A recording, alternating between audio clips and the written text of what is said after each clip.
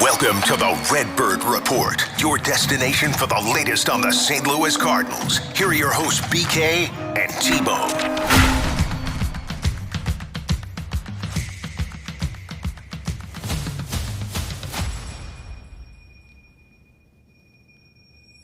Well, that's not the road trip we were anticipating, and I say that in a good way. The Cardinals have won 10 of their last 11 games. They are winning seemingly every night that you turn the game on. Yesterday, the one loss that they had in this stretch, T-Bone, they looked like a playoff team. They just happened to go up against another playoff team that executed slightly better than them. Alongside Tanner Hendrickson, I'm Brandon Kiley. You've got the Redbird Report. We appreciate you tuning in. Be sure to like, subscribe, rate, and review the podcast whenever you get an opportunity to do so. And if you haven't yet, check it out over on YouTube, youtube.com/101ESPN STL. T-Bone, the Cardinals look awesome right now. They're sixth in Major League Baseball in this winning stretch that they've had dating back to May 4th, the end of that series, that doubleheader against the Mets. Sixth in Major League Baseball in OPS. They're 10th in rotation ERA. They're second in that stretch in bullpen ERA. The bullpen has been unbelievable since they played that series against New York. And so my opening question that I wanted to start the show with for you today, what's been the bigger surprise? Is it the offense, which has really all year been a consistent top 10 offense in baseball, or is it the pitching that has now emerged as the top 10 rotation and a top 5 bullpen? Which one surprises you more? I would say for me, the one that has surprised me the most has been this offense. You know, I thought their pitching, when you look at it as a whole, would be about where they are, which is about 13th in the league, right in that middle part, just outside the top 10. I thought they could get there, especially with Andre Pallante having the good year that he had last year. You've got Sonny Gray leading the charge, and I thought their bullpen, though I didn't know exactly how we would get here, I thought their bullpen would be pretty good. So I'm not too surprised by that. I'm a little surprised by how good they've been in this stretch, but for me, it's the offense as a whole. Just because I brought this up in the first episode that we did of this podcast, and I said, man, the reason I have a tough time trying to figure out what the offense is going to be is, one, I don't know that Nolan Arenado can get back to being an MVP candidate, which I think is fair to say he's probably not going to be that. And then what does it look like if Walker and Gorman are not pieces that really contribute to this? And they haven't contributed to this.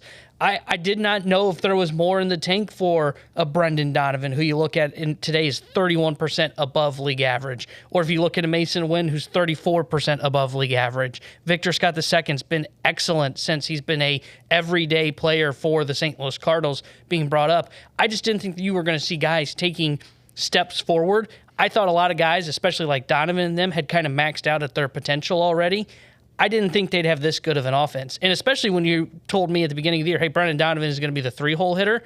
Because when you just compare Brendan Donovan, just by namesake, right, not looking at any statistics, and I tell you, okay, so this guy named Shohei Ohtani hits third for the Dodgers, or Freddie Freeman, or Mookie Betts, and your 3-hole hitter's Brendan Donovan, and a lot of the contenders across baseball, Pete Alonso, as we just saw Bryce Harper, like, yeah, no offense, Brendan Donovan, I'm going to take those guys over him. But the lineup is just way deeper than I was expecting. A lot of guys are playing better than I was expecting.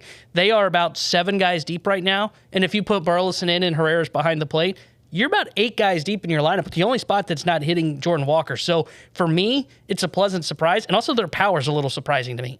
I didn't think they would have their slug is carried by doubles more than it is home runs. But it's a lot of pieces we saw last year. Remember, they were not a very powerful team last year. They were very low in slugging percentage. So the offense, for me, has been the biggest surprise. And I would go the other side. I would say the pitching is the bigger surprise for me. And it's both sides of this. It's the rotation and the bullpen. I thought the rotation would be fine.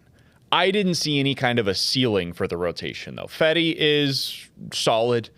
Sonny Gray, I think, is really good, despite what we saw from him in that final appearance on the road trip in Philadelphia. But Liberatore was a huge question mark. Pallante, I thought, had a limited ceiling, and we've seen what Michaelis has been in recent seasons. It's just not been very good. So I thought you had a guy in Sonny Gray that could masquerade as a 1, but really is probably like a great 2 on a legitimate contender. Eric Fetty's probably more of a 3-4 for a really solid contender. And you had nobody that was going to fill in the gap between them. What's changed is Matthew Liberatore, right before our eyes, looks like a number 2 starter. Like, this is what a number 2 starter should look like for a contender. And it came out of nowhere Most people were disappointed that he was even getting this opportunity. They thought it should have been Michael McGreevy who got that chance in the rotation, but instead it's Liberatore, and he's taken advantage of every opportunity that's been given to him. But even beyond just that, it's also the bullpen where you've seen guys step up. Were you talking at all about Kyle Leahy before the season? Because I sure wasn't. No. I didn't see Kyle Leahy as somebody that would get leverage innings, much less I think he's probably your second best reliever right now. And if you're talking about just trust, like when he enters the game, how do I think this is going to go? I do not think he is your best reliever. He is the guy that I feel the best about right now when he enters the game. And that sounds crazy because Ryan Helsley is clearly and obviously better than Kyle Leahy. But right now when Leahy enters the game, I think that he's getting out of the inning no matter what he's entering. Like if it's a bases loaded situation that he's coming in for, I think he's going to find a way out of it. I don't know how, but he's going to do it. Ryan Helsley, there have been some spotty moments lately. Even though his stuff is better, he's going to have a really great season. I'm not worried about him. But this bullpen is good, man. Like they fixed it. Graceffo has a role with them. Steven Matz going to the bullpen changes the outlook for the left side of their bullpen. You look at what you have now with that three-headed monster at the back end of your pen with Helsley, Leahy, as I just mentioned, and you go with Maton as well. Pretty damn good, man. So the pitching staff to me is the bigger surprise, and this gets us to the conversation that I wanted to have. Is it sustainable? Because it's cool that they've been great for basically a 2-week stretch now, where we've seen them pitch up to any wildest expectations that you could have had as a Cardinals fan. But we saw this last year, and things changed for them, but they didn't have the offense that was able to sustain like the real high-level ceiling of that team last year. The Cardinals in late May, so it's a little later than where we're at right now, but about 2 weeks from now, basically the equivalent. They had an 8-3 record, and their pitching staff had a 2.1 ERA in that stretch. They did that against Baltimore, good team, Chicago, fine team, Cincy, okay, and Philly. Sound familiar? They started that stretch of games 20-26 on the season. They left that stretch of games 1 game below 500, feeling like they were kind of right back in it. Sound familiar? Before that, their pitching staff had a 4.5 ERA. They were 25th in baseball, so bottom 5 staff. After it, and this is for the rest of the season, this is not including this 11-game stretch where their pitching staff was amazing. They just pitched out of this world, similar to what we just saw. After that stretch of games where they were unbelievable, the Cardinals pitching staff had a 4.0 ERA, bullpen plus rotation. That was 13th in baseball. That is more than good enough. What changed? Well, Pallante became a starter. That was right around the time that Andre Pallante came up. He had fixed himself down in the minors, and he became a consistent starter for them. Steven Matz went on the IL after having a horrific start to the season in your rotation. And Libby, instead of going back and forth between the role as like a spot starter, giving you 3 innings as really an opener, and going back to the bullpen, he was fully invested in his opportunity as a reliever. There are some similarities here. Pallante is basically this year's version of Matthew Liberatore. You look at what you have in Matz going to the IL, well, that's basically this year, you getting rid of the biggest bullpen problem that you have in Fernandez. And then if you look at Libby full-time in the pen, this year, that's just Steven Matz, who has gone into a full-time opportunity in the pen. Last year, it sustained. It stayed at a really high level, top 10-ish in the league. Do you think that this staff is real? Are you buying into what we're seeing right now, that it can be something that sustains the rest of the way? I am buying into that the staff is going to be able to sustain this. I think when you look at them, and I'll start with the starting pitching. Look, 3 of the 5 guys that you have in there, look, I am pro swing and miss. The best ball put in play is the one that's not put in play. That's an automatic out for you. You right and Ollie there. Marmol agree on that. Yeah, this might be the one and only thing me and Ollie Marmol agree on at times. But when you look at their rotation, they don't have a ton of swing and miss. 3 of their 5 starters are striking out less than 6 per 9 innings. That's not very good. I would prefer to have 1, maybe 2 of those guys in there. So really, you're just looking to upgrade 1 spot. But here's where I think, and then even the bullpen. The bullpen is tied for the 3rd lowest strikeout percentage in baseball right now at 19.9%. That's actually interesting. I'm surprised by that. And it's weird because like Helsley's got great stuff. Leahy's stuff has looked good. I think it comes down to what happened early on. So I'll be curious to see where that number ends up in about a month. But the reason I bring all of that up, the way you can get away with a staff that kind of pitches to contact is you just have to be elite defensively. And when you look at the Cardinals right now, that is what they are. It reminds me to an extent, and it's better from the pitching side of things. It reminds me of 2021 in that second half where they cleared up their walk issues and they said, you know what? Is John Lester J-Happ sexy at the trade deadline? No. I couldn't even believe that they did that trade at the 2021 trade deadline. But you know what? They pitched to contact. They're throwing strikes. And you know what's going to lift those guys up is our defense. And you look at the Cardinals, they are plus 26 in outs above average right now, best in Major League Baseball. That is 9 outs above average, better than the second best team, which is the Houston Astros. I was about to say, can I put some context on that real quick? Yeah. Cardinals, as you mentioned, are plus 26 in outs above average, which means they have recorded basically 26 outs more than what your average defensive team would be able to get. That's incredibly rare. The second best team in baseball in outs above average is the Houston Astros at 17. Third best is the Atlanta Braves at 15. Fourth best. This is the fourth best team in Major League Baseball in terms of defense based on an outs above average metric, is the Tampa Bay Rays at plus 8. You are 3 times better right now, the Cardinals are defensively, than the fourth best defense in the sport.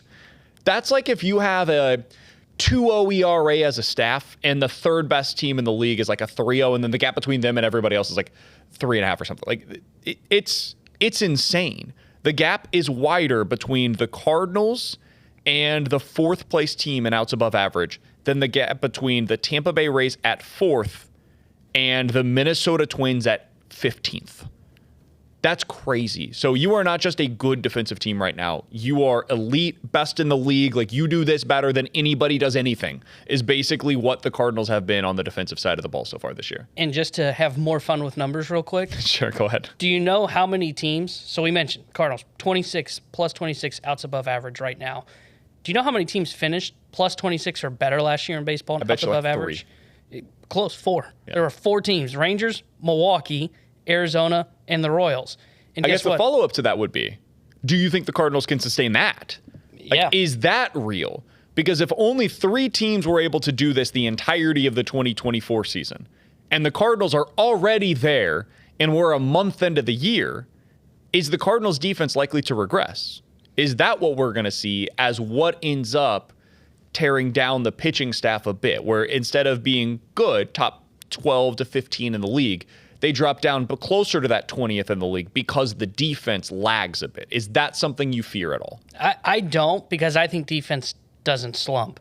And it's not like right now when you look at their defensive alignment, it's not like there's somebody that's out there that shouldn't be, right? This isn't like we're having this conversation and they've had, Brendan Donovan playing shortstop for a very long time because Wynn has been out. As long as you don't have a significant injury to one of the like elite level defenders, like a Nolan Arenado, a Mason Wynn, Victor Scott, who I would say are probably their 3 elite defenders, then no, to me, this should not slump. Because like we thought that defense, I'll go back to that 2021 team because that's the one that I brought up, right? That's the one that went on that 17-game winning streak. We thought from an early part of the year, if I remember correctly, that, hey, boy, this defense looks really good. They were plus 51 in outs above average. I was just about to bring that up. They were unbelievable. And I think we bought in, and I'd have to go back and like go find the old tapes of our shows. I think we bought into their defense rather early on. Agreed. It was just a matter of, okay, are they going to stop walking everybody?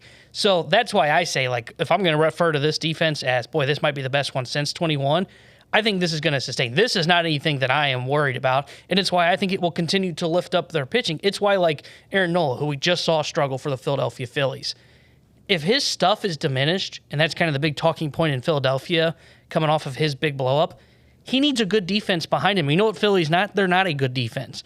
So the Cardinals have this to their benefit of, hey, our defense will be able to lift up a guy like an Eric Fetty, a guy like a Miles Michaelis, guys like that. They can go out and now start to target more swing and miss and still say, hey, we're going to be able to get by with this. They will need an upgrade when it comes to, like, when you're talking about October baseball, in my opinion. But I have no fears the defense slumps, and because of that, I think the pitching's going to sustain. I think that this team has enough depth defensively, and they can cover. Like, they're going to go through injuries this season. They haven't had a ton of that so far this year. Herrera was out for an extended period of time, but other than that, it's really just been like Mason Wynn for a 10-day absence, and they've mostly avoided the injury bug. Otherwise, they'll have some of that. They'll have to overcome some of those things. Wynn getting hurt would be a real big problem for them on the defensive side. I think Victor Scott going down could be problematic, but that honestly, strangely enough, might impact them more on the offensive side of things than defensive, because they have Michael Ciani, who's just like a gold glove outfielder that you could throw in there in the event that Scott were to go down for any extended period of time. But I'm with you. I don't have a lot of fear about the pitching staff being torn down by the defense, because I think the defense is real, and 2021 is the unit that I would refer back to. I also think Ollie Marmol is just, he's committed to this, man. He's committed to playing with quality defense. He did that after that, what was it, 23? That 23 team was bad defensively, specifically in the outfield. And since then, he basically said, never again. We're not going through that ever again. John Jay is here to avoid that from happening again. Daniel Descalso is here in part to avoid that from happening again. Alec Burleson is a DH and first baseman to avoid that from happening again. So you have a lot of things that are all coming together to where I'm not worried about the defense lagging. I'm not worried about that being the thing that brings this pitching staff back to the pack. I think you're good there. I don't have a ton of fears on that side of things. I do think if this offense is going to be able to reach its ceiling, though, and they're able to take advantage of that in a way that last year's team could not, they didn't take advantage of a top 15 pitching staff. It really starts with one of your young stud hitters reaching his ceiling. We'll talk about that, who that is, and what it means for the Cardinals lineup coming up next here on the Redbird Report. Is this time going to be different? Because we've seen this before, where a Cardinals young player comes out, has a really hot start to a season or a hot start to his career, and I know what the response is. We've seen it before. We'll see it again. Oh, we've seen that. This is going to be a problem for him. Yeah, Tyler O'Neill, cool, you did it 1 year. Can you do it again? Dylan Carlson, cool, you did it 1 year. Can you do it again? What about Jordan Walker, Nolan Gorman? You want to go to the more Ghosts of Christmas Past for the Cardinals? There's been plenty of these guys that aren't able to continue what is a hot streak for them. The latest to do so is Ivan Herrera. He's been unbelievable to start out this season, T-Bone. He's one of the best. If you just get rid of all of the qualifications and you're just looking for who's been the best hitter in baseball so far this year, the answer is probably Ivan Herrera. He has a 1,300 OPS, but there are a lot of disclaimers on that. He only has 40 at-bats. Ivan Herrera is now roughly 110 games into his major league career. And in those 110 games, he's batting 300, which is, it never happens in 2025 baseball. But he is that. He's batting 300, and he has a 450-plus slugging percentage. So I wanted to look back, T-Bone, to find, okay, who are the Cardinals that have done this? They weren't just good in their first 110 games. They posted a 300 average and a 450 slug. It's a really short list in the last 20 years of Cardinals players that have done that. It's Jose Martinez, he hit 315 with a 903 OPS in his first 110 games. He was ridiculous. Aledmus Diaz, who was an all-star, as a byproduct of his numbers, he was a 305 hitter, 890 OPS as a shortstop. Steven Piscotty was great early on in his career, 315 hitter, 870 OPS. And then Chris Duncan. He was a 300 hitter in his first 110 games, 975 OPS. We know what ended up happening there. That was the injuries that took hold with Steven Piscotty. He had the tragedy in his family where his mother had ALS. He ended up going back to Oakland. The Cardinals, I think, did one of the coolest things that I've seen in recent memory in baseball, where they basically constructed a trade for him to be with his mother while she was going through that. Jose Martinez, he was an older guy that made it to the big leagues. He was 28, 29 years old when he broke in with the Cardinals, and then injuries derailed his career as well. Really the only player that produced like this, that had any kind of a similar pedigree, any kind of a similar story to Ivan Herrera, is Aledmus Diaz. And he wasn't a prospect. He was somebody that was considered to be like a future utility player, and that's exactly what he ultimately became. Good player, but not what he was in that first All-Star season for the Cardinals. So, T-Bone, I like trying to find, hey, what does history tell you? When you look back, what is the context for a player that's doing what Ivan Herrera has done? It doesn't exist for the Cardinals, not in the last 20 years at least. So, what do we do with this? What do the Cardinals have on their hands with Ivan Herrera, who's been one of the hottest hitters in baseball so far, basically since the start of last year? I think you have to look at him, and I say for me, he is not going to be the ghost of the past, of the Steven Piscotty's, of the Aledmus Diaz. To me, it is, when you look at him, he does everything well that you would want at the plate, right? He's willing to take his walks, doesn't have a significant strikeout issue. You take a look at, okay, well, does he barrel up the ball? Yeah, he's barreling up the baseball. What's his average exit velo look like? Oh, it looks pretty good. Like everything that you would want from a hitter, he's doing, getting on base, hitting for average, and then also slugging as well now. Now he seems to have added power to his game that was not necessarily there last year, because at the beginning of the year we were talking about, okay, well, if he's going to slug, it's probably going to be doubles, not home runs. And to me, that looks different right now. And he doesn't whiff that often. He's it's everything, dude. You can't find anything. Like, if you look into a single number for Ivan Herrera and you just keep searching the page, I guess he strikes out a little more than you would prefer, but it's not a bad thing. It's like average in Major League Baseball. And that's like the bad part of his numbers right now. Yeah, and like I'm looking at some of these guys that you talked about, right? That like Piscotty, for example. So I'm looking at his Baseball Savant page from 2016.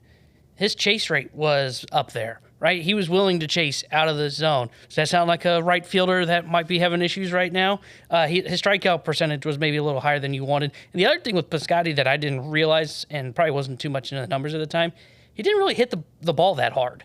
And that's not the end-all be-all, because like Mason Wynn, when you look at his Baseball Savant page, he doesn't really throw off the flashy bunch of red on the Baseball Savant page. There's a lot more blue than you would expect on Mason Wynn's, especially when you look at that. And then the same can be said for Diaz. He chased a lot. You look at his average exit velo from his 2018 season, he was a guy that didn't hit the ball very hard. That's the thing that I look at right now, and I say, okay, this feels different. Herrera's not chasing out of the zone, and when he does make contact, he is a guy that's hitting the ball fairly hard. The numbers don't have the percentile rankings for him just yet in 2025, but right now, if he were going to be somebody that qualified, his chase rate's like right in the middle of the pack, which is pretty good, and then he's hitting the ball particularly hard. He's barreling the ball, hard hit percentage, like everything that you would want feels sustainable. Right? There is no thing that I look at here and say, okay, well, this is the thing that worries me. It's the thing that worried me about Mason Wynn. He didn't hit the ball hard. And I was worried about it because who didn't hit the ball hard and then flamed out? Dylan Carlson. So I think everything that we're seeing is sustainable. I don't think we're going to look back in 2 years, if we're still doing this podcast, going, oh boy, we really fell for another one, didn't we? These are the famous last words, and it's what scares me about how hard I'm falling for Ivan Herrera as a hitter. I don't know what the weakness is. Like, I don't know, and there will be something. Something's going to come up where pitchers will expose a hole in his swing. Maybe it's the open stance allows for something, right? I don't know what it is. Maybe it's that low and away pitch becomes an issue for him. I think his pitch selection is pretty good in that regard. Like, he's got pretty good plate discipline. So I don't foresee that, but maybe that's something that eventually becomes an issue. Right now, people are coming in on him probably more than they should, and I think that's where this power is coming from primarily. He's able to pull the ball like crazy, and how do you do that? Well, come on in. Let's pull this thing in the air. I wonder if that's maybe what we see change a bit, is because of his power that he's now shown in the first month of the season, and he's shown that it's real. Even after he came back from the injury, it's reemerged. Will we see pitchers just pitch him away? And I think he's a good enough hitter that he'll just hit for average then. Like, okay, you're taking away my ability to hit for power. Fine, I'll go the other way. Because he's more than happy to do that. And he's so strong that he'll still hit for some power. He'll hit doubles. He'll hit a couple of homers. He's not like Nolan Arenado, where everything power is coming pull side. He hits the ball so hard and with so much authority, he can do that the other way. He's more Goldie in that respect as a hitter than he is what Nolan Arenado was. But, man, I think this guy... I don't know if it continues to be a 300 hitter. Those guys are unicorns in Major League Baseball nowadays. But 270 plus average, I mean, I think you're looking at a 25 home run hitter. I think you're looking at somebody that has all-star potential. I mean, you mentioned the comparison earlier today to Wilson Contreras. Like, I don't think that's unrealistic at all. I think if he becomes Wilson Contreras at the plate, you'd be like, yeah, that makes sense. In fact, like, I think there's even more upside there. I think there's upside for Ivan Herrera to be a better hitter at the plate than Wilson Contreras has been in his career.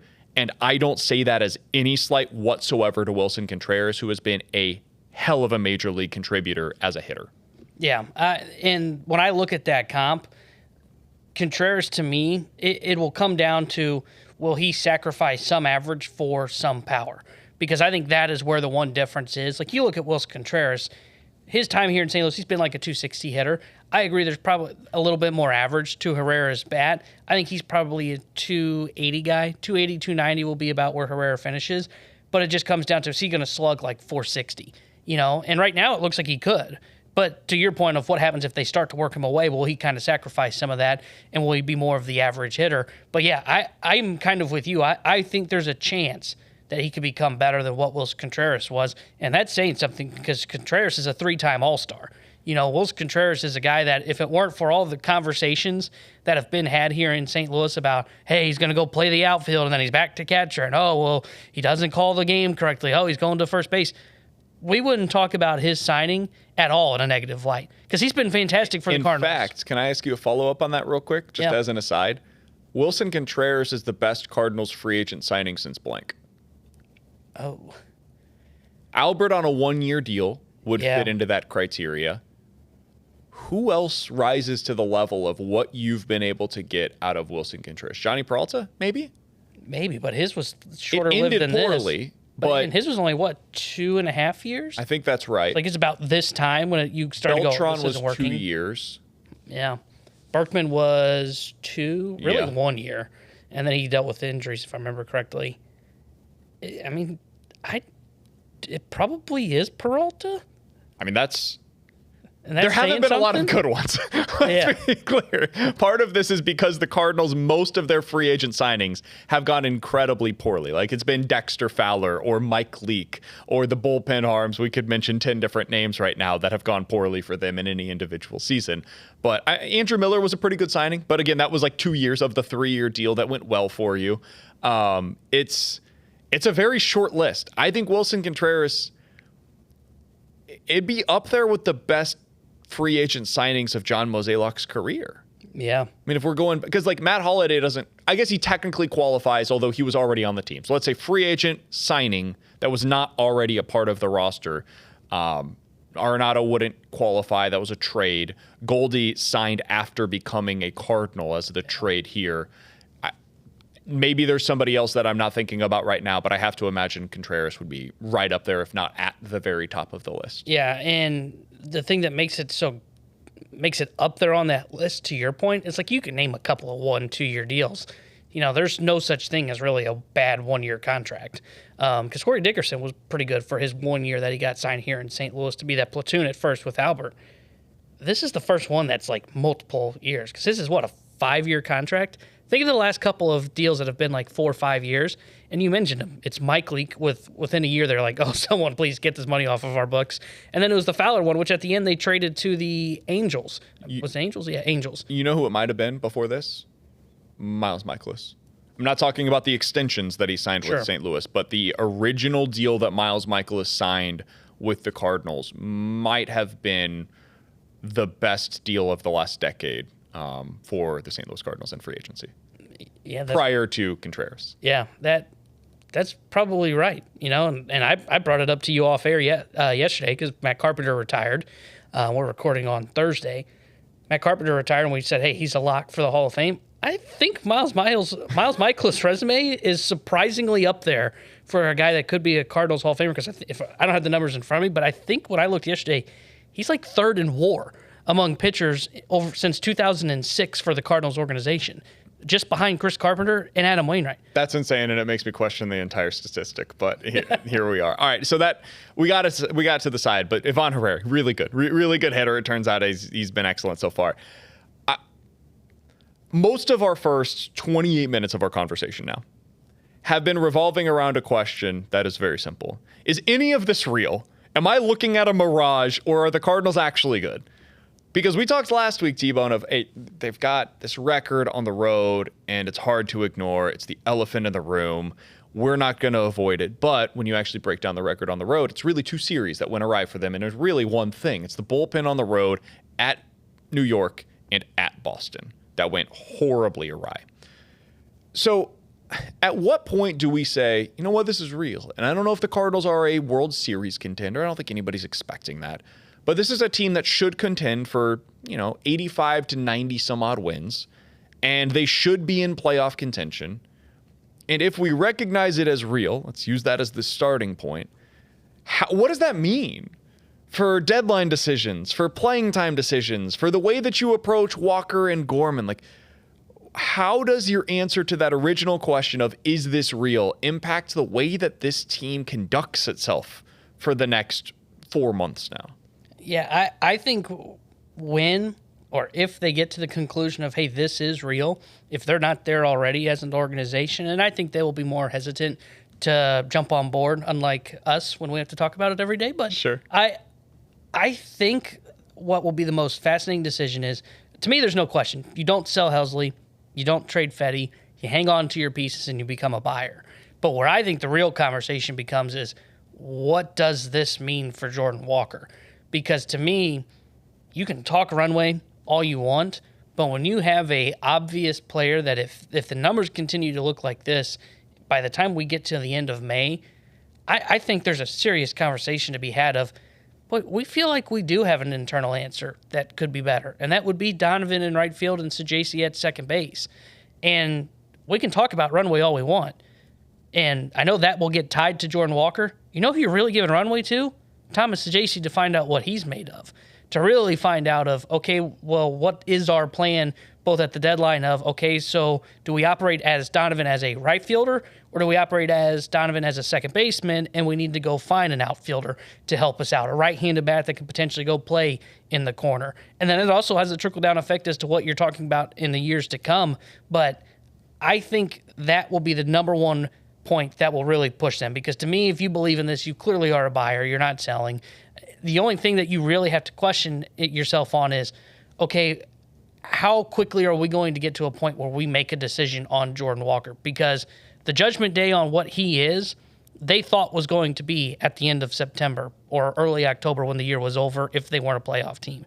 Now that you're in it, to me, you have to make a decision sooner rather than later, and it is not just a, hey, let's just continue to sit around, because it's one thing if Jordan Walker, his numbers were what they were last year, which was, he struggled, no question about it, but when you looked at what his numbers were overall, his OPS plus last season for the Cardinals, he was sitting at 71, right? He had a 201 batting average, which is not good, 619 OPS. It'd be one thing if he was still there. He is not there. He's not even at last year, which was bad. He is below that at a 184 batting average and a 42 OPS plus. I mean, he's been terrible. So I don't think you can continue to say, hey, if you keep going along this, and look, they're selling all the right things, right? They are saying, hey, he's putting in the work behind the cage. We don't get to see that. I'll take them on their word for that right now.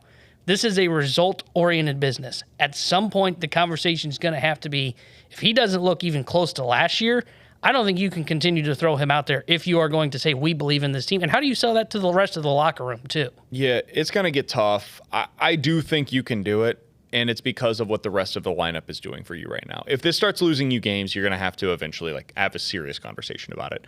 But this lineup is, you mentioned it yourself. If Ivan Herrera is able to go back to catcher, if he could be a regular catcher for you, well, on those days, you're 8 deep in terms of the guys in the lineup that I really trust. Nootbaar, Wynn, Donovan, Contreras, Arenado, Scott, Burleson. Who am I missing there? Oh, and Ivan Herrera. Boom. There's your 8 players that I trust any given day that are in the lineup. And then there's Walker. Well, most lineups have a guy that they don't trust. For many of them, it's their starting center fielder, their starting shortstop, their starting catcher, one of the guys up the middle that's primarily in there for defense.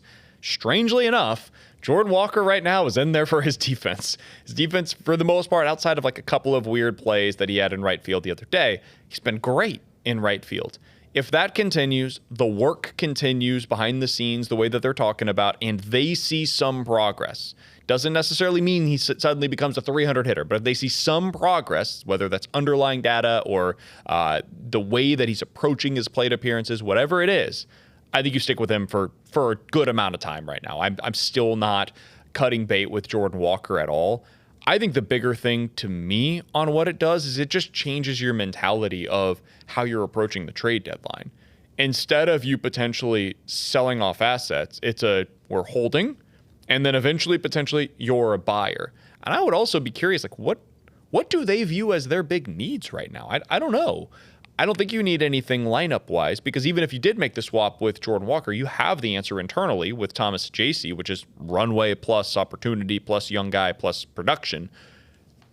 I think pitching-wise, you're mostly pretty good right now. Maybe you could argue you'd like to get a number 2 starter, but those guys aren't exactly available dime a dozen at the trade deadline. So that, to me, is the bigger place where it ends up changing things for you. I'm not sure that it really changes a whole lot else on how you're operating day-to-day between now and the trade deadline. Can I throw out a hypothetical that I don't even think they would do? Sure. But let's say you get to the trade deadline. Let's say Walker, maybe there are slight improvements, but it's still a struggle, right? Let's just even say it gets to where it was last year. 201, 619 OPS, 30% below league average. Okay. You mentioned a number 2 starter, potentially. They will not come cheap. And this is probably an overpay too. But if there is a arm or a significant piece out there, do you openly throw Jordan Walker into trade conversations? No. I'm just flat out not doing it. I'm still going to be incredibly stubborn on my refusal to get rid of this specific player. Jordan Walker, nobody wants to hear it. People are sick and tired of talking about his age, but it's true. It's still a factor. Jordan Walker is 22 years old, man. He's about to turn 23 next week. I'm not giving up on a 23-year-old outfielder that looks like him in terms of just this gazelle in the outfield that's figured it out defensively. I don't have to move him position-wise anymore. He's a future right fielder. That's where he's going to be. Cannon of an arm, hits the crap out of the baseball. Like, if he figures things out at the plate, this is a potential all-star player still that I can build around in right field. I'm not giving that up for the potential of what is likely like a rental or maybe one more year of a cost-controlled number 2 starter. I'm not doing that. I'm not trading Jordan Walker, period. That guy is just not available from me this year. If we get to the end of this season and things are still as bad as they are right now, then maybe you start talking about the following year, seeing what things look like for you. But I'm not moving on from Walker. It's not something I would even discuss internally. Be a non-starter for me. I have been in that camp. I don't know if I'm there still, but clearly you're also willing to get him out of the lineup right now. So I think we're on different pages with Walker. But to be clear, when I say that, like originally, like if we had this conversation last year where they were a buyer and it was, well, would you float Walker's name out there? My answer was definitive. No way, nothing that I would trade him for. Don't care if Paul Skeens was the guy that was coming back. Not doing it, right? I believe in Jordan Walker. I have lost faith in it, but when I say that, to me, it would have to be like probably a piece that's not even out there. It would have to be something that is significant to where it is, to your point, not just a rental. It would have to be like a number 2 guy that's probably got like 2 years of control that a team is like throwing out there as, hey, yeah, we'll listen to him. But they really don't mean it until you say, we're putting Jordan Walker on the table. I just like, I know we're talking hypothetically here, and it's a fair question to ask. Like, I just don't know who those players are. Yeah. And realistically, none of them are available, man. These teams hoard prospects. They hoard pitching specifically like crazy. And if there's a legitimate number 2 starter, even if they're on a bad team, they don't get traded at a deadline. That's an off-season discussion for starters, and it's really something that almost never happens anyways. It just comes down, because like those kind of pieces that do get moved are there has to be a team that is surprisingly bad. And the only team that is really that this year, and you tell me if you think there's somebody else, is Baltimore. And I don't even think Baltimore would be willing to move on because I think their owner wants to win. And who's their pitcher? They're bad because their pitching stinks. Yeah, well, and I was going to bring up a guy that I think just came back. And the only reason I threw is there's no way they make this move. He's been terrible too anyways, was Dean Kramer, right? He's a guy that's got 2 more years of arb left, but the guy with stuff. But like that's when you get a guy that is viewed as a high-end pitcher that gets moved like this, it's on a team that underperforms that everybody thought had playoff expectations. Baltimore's the only one, and to your point, they don't really have good pitching. Yeah, I just don't know who that team is. I don't know who that team is. I don't know who that player is. I don't think it's likely. I don't think it's going to happen. But I do want to continue this discussion about Jordan Walker because there's a player that the Cardinals are going to be going up against this upcoming week. His early career trajectory was not all that dissimilar from what we have seen thus far from Jordan Walker. I'll tell you who that player is and why he is the reason that I'd be hesitant to part ways with Walker. We'll do that next on the Redbird Report. All right, T-Bone, the Cardinals are going to be going up against the Detroit Tigers next week. By the time you're listening to this, we're recording it on Thursday afternoon. Maybe you're already starting to look ahead to that series against Detroit. Should be a really fun one. Tigers have excellent pitching. They've been one of the biggest surprises in baseball, really, since the deadline last year. I mean, they sold off Jack Flaherty, end up making it to the playoffs, and since then have really never looked back. They're one of the best teams so far this year in the American League. Big part of why is because they're getting a surprise performance this year by Spencer Torkelson. The Tigers' first baseman is 25 years old. And for the first 3 years of his career, he was an abomination at the plate for the most part. He was well below league average, 600 OPS in his first season. As a 22-year-old player, was just not good. 205 hitter, struck out all the time, had basically zero power to speak of, and it looked like, oh, this guy is clearly not ready for the big leagues. Then year 2 happened. He's 23 years old, shows some real signs. 31 home runs that year, kind of similar to that year that we saw out of Nolan Gorman. It was like, oh, okay, this is coming together. Everything's going to be fine from here. Hit 31 home runs, 95 RBIs, was a little above league average offensively. And then last year, it reverted back to what it was previously. Too many strikeouts, was not a guy that they trusted, 220 hitter, no real pop to speak of. Pitchers seemingly figured him out, and it was just a real problem for him at the big league level. So much so that they sent him back down to AAA. He ended up spending 55 games down at the AAA level for Detroit last year and was fine. There was nothing that you would look at in his numbers that would be like, okay, 24-year-old has spent a good amount of time at the major leagues, clearly should be destroying minor league pitching. He really wasn't. He was just good against minor league pitching. It's similar to like a Koperniak. How Koperniak is good against minor league pitching, that's what Torkelson was. So there's no reason to believe, oh, this is all figured out. He's going to be good. And then this season, he's batting .240, but he's already hit 11 home runs and 11 doubles in his first 43 games. Just like that, it clicked for him. Can't explain why. I don't know. People in Detroit may have a better answer for you, but something happened. And now, at the age of 25, about to be 26, Spencer Torkelson looks like a huge piece of the Detroit Tigers lineup. T-Bone, I bring this up because when you have a player like Torkelson, who was a former top 5 prospect, you don't just give up on them after their first, 400 games in the big leagues, which is where he was coming into this season. You give them time, and you see this thing through, and you do everything you possibly can to extract as much value as possible. If we're talking about other guys that are like Alec Burleson, for example. If Burleson's terrible this year, the runway is probably just about out for him with the Cardinals. In terms of being an everyday player, Walker's different, man. The level of prospect that Walker is what Torkelson is, and it's why you keep trying with these guys. So to me, that's the guy that I point to when I say I'm not trading Jordan Walker. It's because of what we have seen from Spencer Torkelson this year. Yeah, and what makes it so hard for me when I look at a Torkelson or some other guys that we have brought up, like Geraldo Perdomo, for example, with the Arizona Diamondbacks, what makes it so weird and so hard for me to try and judge is, like, I'll start with Walker first. You look at Jordan Walker. We all agree, very impressive first year. When he has the 787 OPS, is 13% above league average. And then it just, snap of the fingers, it's 71% OPS plus, and now 42. It's getting worse. What I don't know what to make of that compared to Torkelson. Sure, got his lumps in year number 1, as you had mentioned. Year number 2, though, he's got the power. He shows off the power, 7% above league average.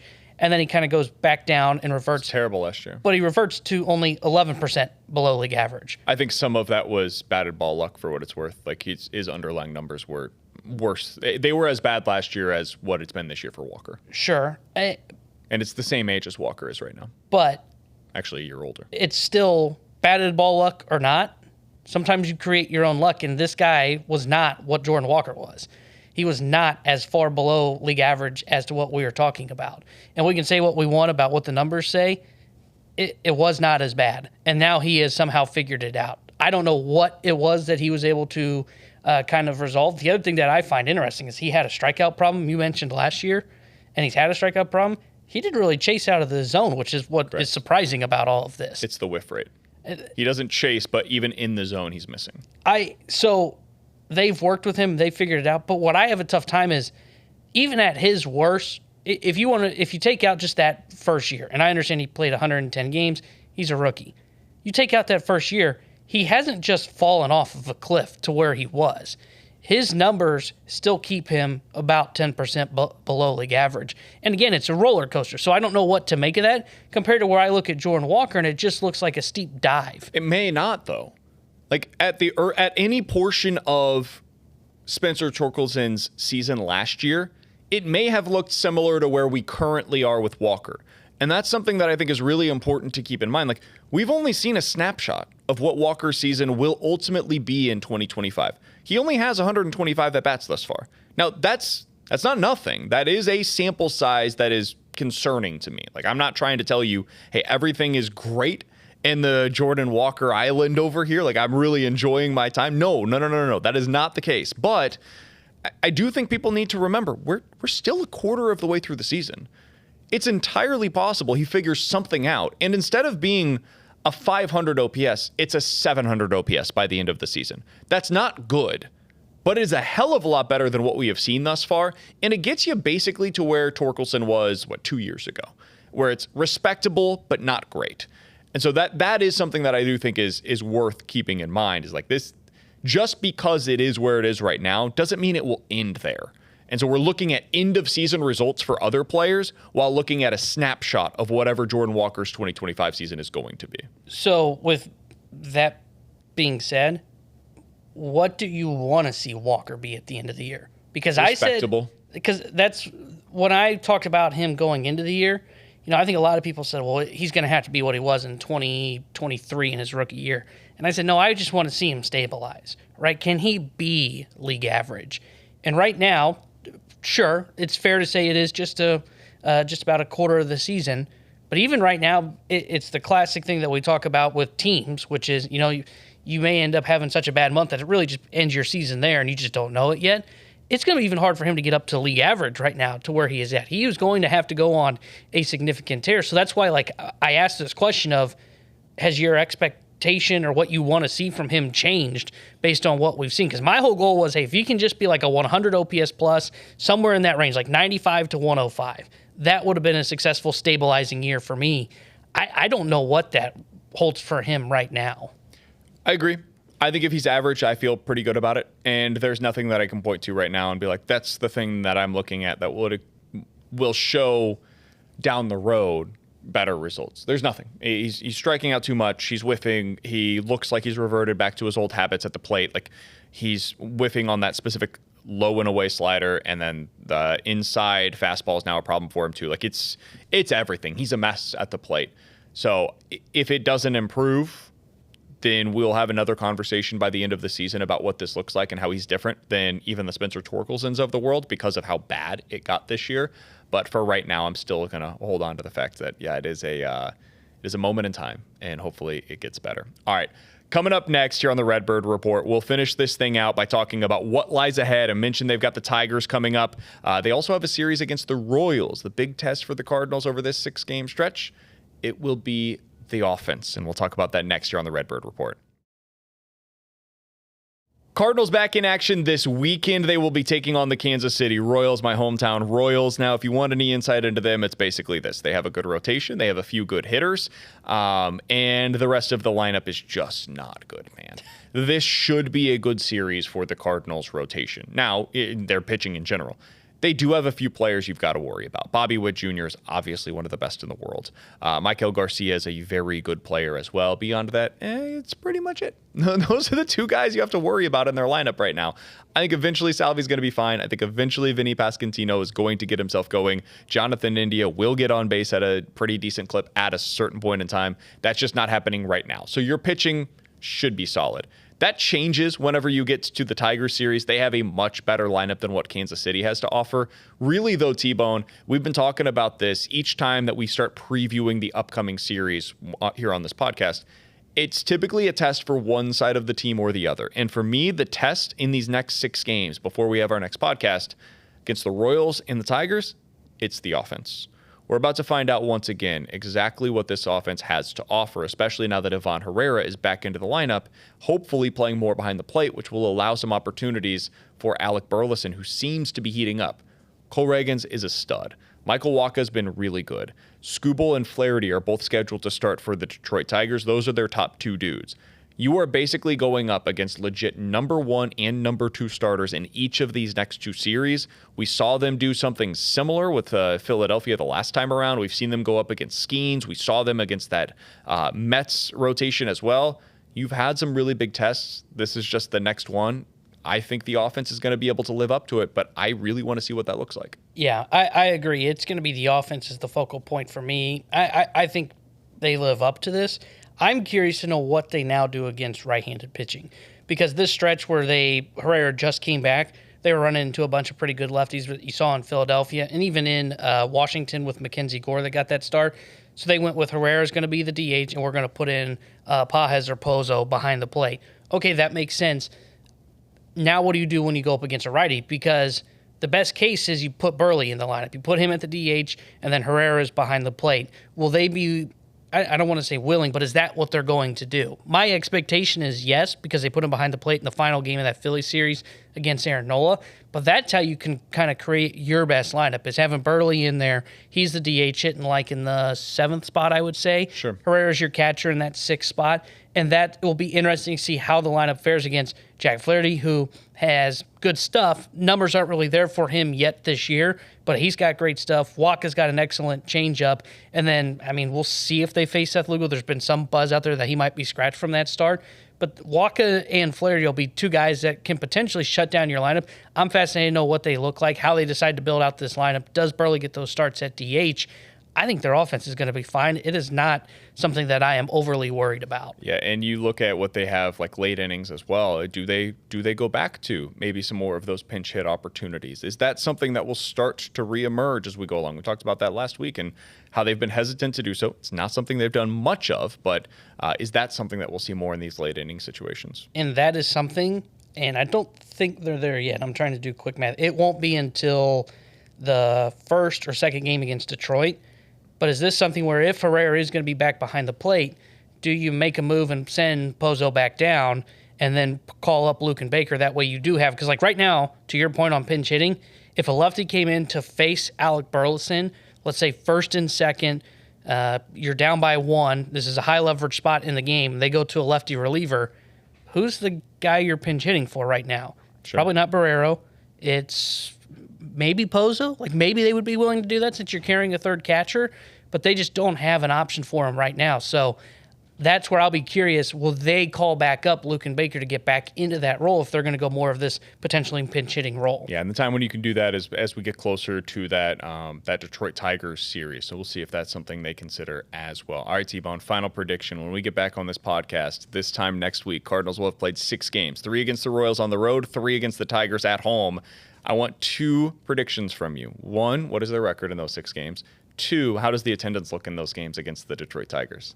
Oh. The night games, the 2 night games, Monday, Tuesday. Okay, so I think they go 4-2. I think they'll take 2 or 3 at KC, and then they play really well at home. So I think they'll be able to take 2 or 3 against Detroit. What attendance looks like? I think it'll be a lot of the same still. I think it'll be like 28 to 32. I think that's about where they've been sitting. I think it'll look a lot like that. And I don't know if that is still people not buying in. I think part of that is some people not buying in, and let's just be honest, Detroit's still good. Detroit's not a sexy opponent to come to town.